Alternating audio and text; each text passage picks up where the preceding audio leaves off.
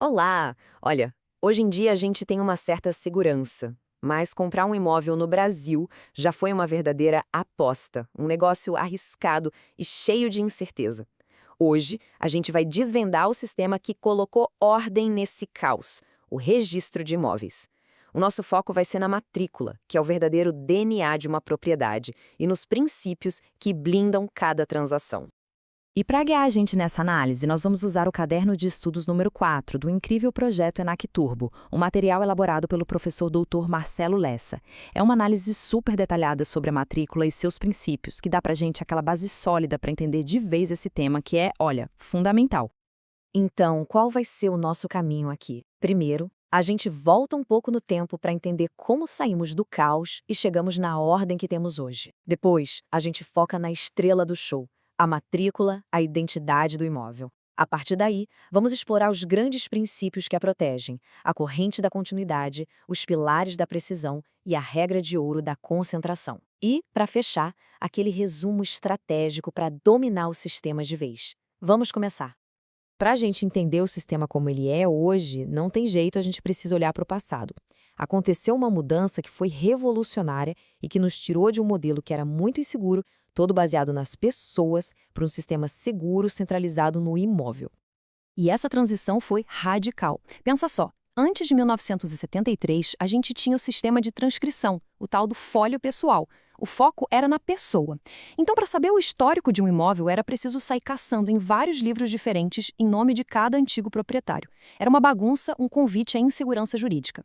Com a chegada da matrícula, o sistema virou a chave para o fólio real. Agora o foco é o imóvel.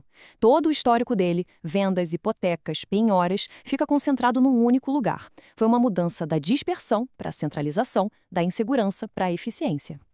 E no centro dessa revolução toda está ela, a matrícula. É bom pensar nela como o documento mais importante de qualquer propriedade. É o ponto de partida, o coração de toda a segurança do sistema. A definição legal que o professor Lessa sempre destaca é muito precisa. A matrícula é o suporte que individualiza o imóvel. Pense nela como a certidão de nascimento, o RG e o CPF de uma propriedade, tudo num só lugar. E a regra é clara e fundamental: um imóvel, uma matrícula. Essa é a essência do princípio da unitariedade matricial. Então, fica bem claro que a matrícula não é só um papel ou um arquivo digital. Não mesmo. Ela é o núcleo, sabe? A pedra angular que sustenta toda a estrutura de segurança jurídica imobiliária no Brasil. É o documento em que a sociedade inteira deposita a sua confiança.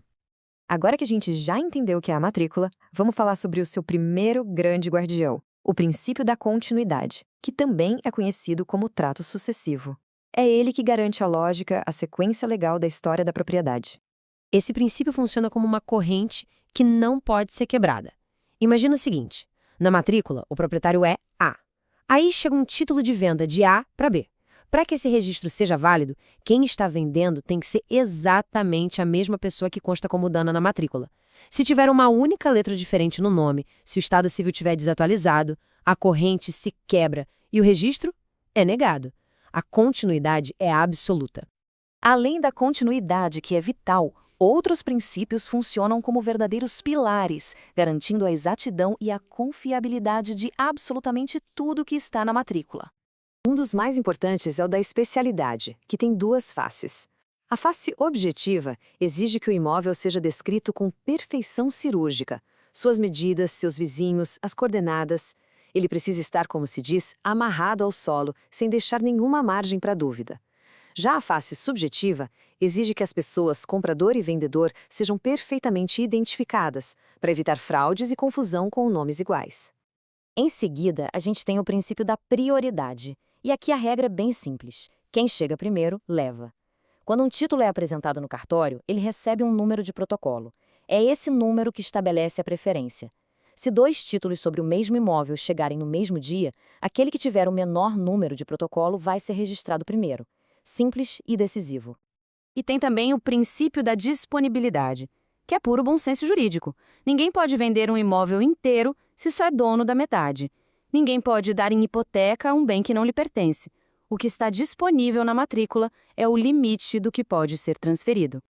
Vamos agora para aquele princípio que o professor Lessa chama de porto seguro do adquirente, a concentração. Especialmente depois da Lei 13.097 de 2015, ele se tornou o escudo definitivo para quem compra um imóvel de boa-fé. A máxima legal que resume este princípio é poderosa. Se uma dívida, um processo ou qualquer outra restrição não estiver averbada, anotada na matrícula, ela simplesmente não pode ser usada contra um comprador de boa-fé.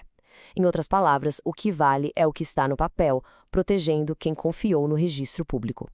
O efeito prático disso é imenso. Imagine só uma penhora surpresa ou um processo de execução que aparece contra o vendedor. Se essa informação não estava na matrícula na hora da compra, a regra é clara: o direito do comprador de boa-fé está protegido. Isso injeta uma segurança fundamental em todo o mercado imobiliário. Para a gente finalizar, vamos consolidar todo esse conhecimento com os pontos mais importantes, com aquele fichamento estratégico que o professor Lessa preparou, focado diretamente no que é cobrado nas provas. Então, vamos resumir os pontos estratégicos. Primeiro, a continuidade é absoluta. Se o nome no título não for idêntico ao da matrícula, nem que seja por uma letra, o registro para. Segundo, concentração é segurança. A ausência de uma penhora averbada gera uma presunção de boa-fé para o comprador. E terceiro, muita atenção a uma pegadinha clássica da FGV. A validade da prenotação mudou. Não são mais 30 dias corridos. Agora o prazo é de 20 dias úteis. Um detalhe que pode decidir uma questão. O sistema pode até parecer cheio de regras, mas no final das contas, qual é o seu grande objetivo? Tudo se resume a proteger o direito fundamental de propriedade e, com isso, garantir a paz social. Cada princípio que a gente viu hoje trabalha junto para edificar a confiança, que é a base de todas as relações imobiliárias seguras.